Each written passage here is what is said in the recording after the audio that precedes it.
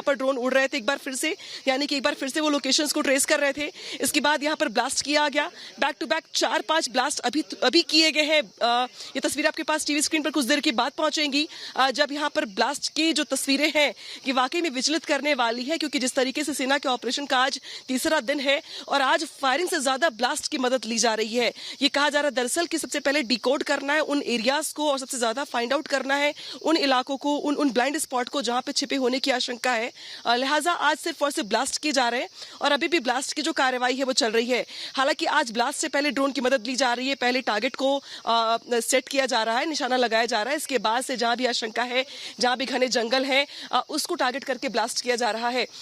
अभी जो आवाज आ रही है, कुछ देर पहले की आवाज जो थी वो पहाड़ी के पीछे भी आ रही थी, यानी कि कुछ इसी तरीके का ऑपरेशन पीछे भी चल रहा है। हालांकि ये जो पूरा का पूरा एरिया है ये 12 से 15 किलोमीटर का ये फैला हुआ जंगल है जो कई इलाकों को जोड़ता है, राजौरी को, पुंछ को, इसके अलावा कई और इलाकों को जोड़ता है। और इसी वजह से ये माना जा रहा है कि दरअसल ये पहाड़ी ही रास्ता बन गए उन आतंकवादियों के लिए इधर आने को लेकर के। और इसी वजह से अब ये कहा जा रहा है कि इस पूरी पहाड़ी पे जो ऑपरेशन चल रहा है इसमें हमने देखा सुबह से ही आज एक्टिविटी ज्यादा बढ़ी हुई थी। सुबह 7:30 बजे के आसपास पहले 2 ब्लास्ट किए गए, इसके बाद बीच में जो एक टेक्निकल हॉल्ट होता है वो यहाँ पर दिया गया। इसके बाद 11 बजे के बाद से हमने देखा कि तैयारी शुरू कर दी गई थी ब्लास्ट करने को लेकर, और इसके बाद 20 से 25 ब्लास्ट बैक टू बैक किए गए और अभी भी ये कार्रवाई चल रही है। हालांकि कुछ देर पहले जो आला अधिकारी है वो भी यहाँ पे पहुंच चुके हैं, यानी कि जो मॉनिटरिंग थी उनकी वो चल रही है और मॉनिटरिंग चलने के साथ ही यहाँ पर अभी फिर से कार्रवाई चल रही है, बीच बीच में गैप दिया जा रहा है। इसके बाद अभी भी कुछ देर के बाद तस्वीरें देखेंगे आप कि किस तरीके से यहाँ पर ड्रोन पहले उड़ेगा और ड्रोन पहले मॉनिटरिंग करेगा, उसके बाद से टारगेट सेट करने के बाद यहाँ पर ब्लास्ट किया जाएगा। आज ही के दिन मेजर आशीष को अंतिम विदाई दी गई, कर्नल मनप्रीत को विदाई दी गई। पूरी दुनिया, पूरे देश ने आंसुओं के साथ उनको भावभीनी श्रद्धांजलि दी, पूरे देश ने सल्यूट किया सर्वोच्च बलिदान के लिए। लेकिन एक तस्वीर तो वहां से आई, दूसरी तस्वीर यहाँ से भी आ रही है, लगातार दर्शकों तक पहुंचा रहे हैं हम कि जब उस सर्वोच्च बलिदान का बदला, सबसे बड़ा बदला लेने की यहाँ पर तैयारी सेना के जवानों की ओर से है, जब पहाड़ी को छलनी किया जा रहा है। क्योंकि जिस तरीके से इस पूरे के पूरे देख रहे हैं पहाड़ी को आप, इस पूरे जंगल को देख रहे हैं आप, यहाँ पर बहुत सारे ब्लाइंड स्पॉट हैं छिपने को लेकर। और ये देखिए एक बार फिर से धमाका, और ये देखिए सामने देखिए ब्लास्ट हुए 2 बैक टू बैक धमाके हुए। तो ये देखिए कुछ इसी तरीके के धमाके हम लगातार सुन रहे हैं, बहुत जोर की आवाज के साथ ये धमाका हुआ, अचानक से ये धमाके हो रहे हैं। जो आसपास के जो लोग होंगे, रहने वाले जो बस्ती के लोग हैं, उनके लिए भी ये बहुत चुनौतीपूर्ण समय है, क्योंकि ये बस्ती जो ये इलाका है ये बहुत शांतिपूर्ण इलाका माना जाता है ये। लेकिन जिस तरीके से सुबह से ब्लास्ट हो रही हैं, सकते में है यहाँ पे आसपास के लोग भी, तस्वीरें विचलित कर भी सकती हैं। तस्वीरें कुछ देर पहले की आप तक पहुंचेंगी जब टीवी स्क्रीन पर आपके, तब आप इस, और ये देखिए ब्लास्ट के बाद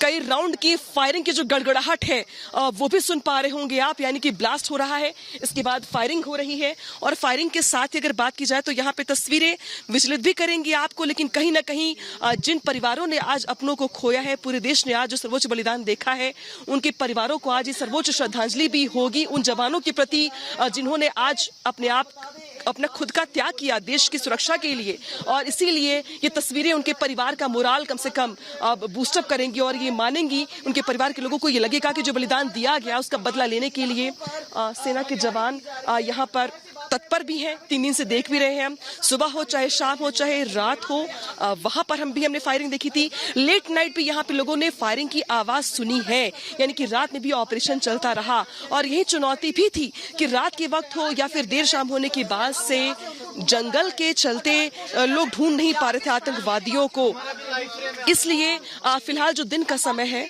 वो यहाँ पर मुफीद है ब्लास्ट करने के लिए भी, ढूंढने के लिए भी। और इसीलिए इस वक्त ब्लास्ट किया जा रहा है ताकि आतंकवादी को छुपने के लिए कोई ठिकाना ना मिल पाए। जब कोई ठिकाना उन्हें नहीं मिलेगा तो उन्हें पकड़ पाना, मुठभेड़ करना, एनकाउंटर करना ज्यादा आसान हो जाएगा। और इसीलिए आज वहां पर देख रहे हैं आप कि लगातार ब्लास्ट हो रहा है। इस पूरे इलाके के बारे में बता दूं मैं आपको, ये अनंतनाग का कोकरनाग इलाका है। कोकरनाग इलाका जो है, यहाँ पे घनी बस्तियां भी, खूबसूरती भी यहाँ पे बहुत ज्यादा है, टूरिस्ट प्लेस है ये। लेकिन ऐसा बहुत वक्त के बाद हुआ है जब इन धमाकों से, इन फायरिंग की गड़गड़ाहट से जूझ रहा हो ये पूरा का पूरा इलाका, और सुन रहा हो पहली बार, क्योंकि यहाँ पे ये टूरिस्ट प्लेस है, शांतिपूर्ण व्यवस्था रहती है। और लेकिन एक बहुत बड़ा अपडेट है जो मैं दे दूं दर्शकों को। अनंतनाग के कुछ इलाके ऐसे हैं जहाँ पे बुरहान वानी की एक्टिविटी की बात और खबरें सामने आती रही हैं। बुरहान वानी ये नाम कोई शायद भूल भी नहीं सकता।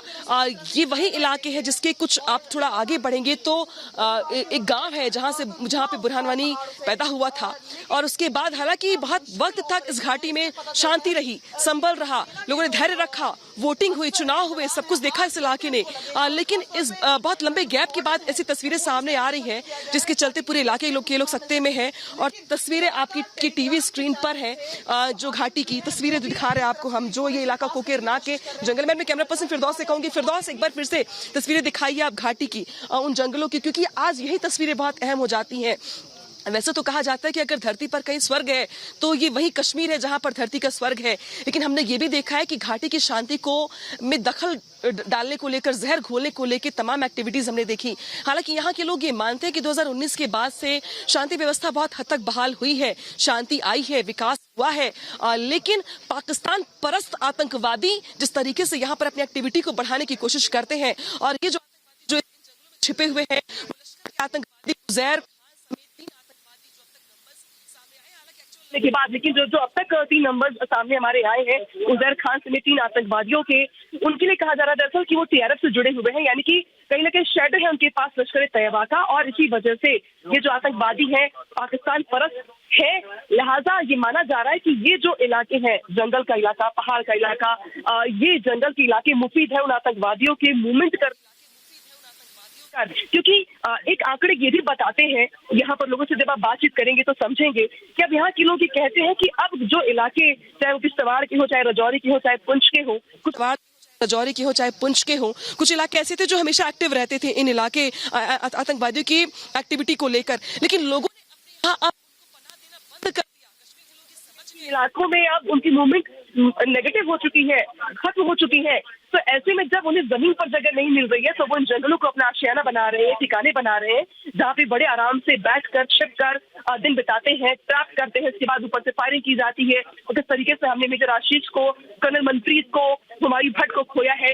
पूरे देश आज गमगीन है, लेकिन उस गमगीन तस्वीरों के साथ आज ये तस्वीरें भी बहुत अहम हो जाती हैं। जब फिरदौस तस्वीरें फिर से दिखाई एक बार, मैं दिखा दूं, ये 12-13 किलोमीटर का पूरा ये जंगल का इलाका जो फैला हुआ है, कई जिलों को जोड़ता है, राजौरी को जोड़ता है, पुंछ को जोड़ता है, किश्तवाड़ को जोड़ता है। और राजौरी पुंछ आप जानते हैं कि कितने सेंसिटिव जोन है जो पाकिस्तान की बॉर्डर से लगे हुए।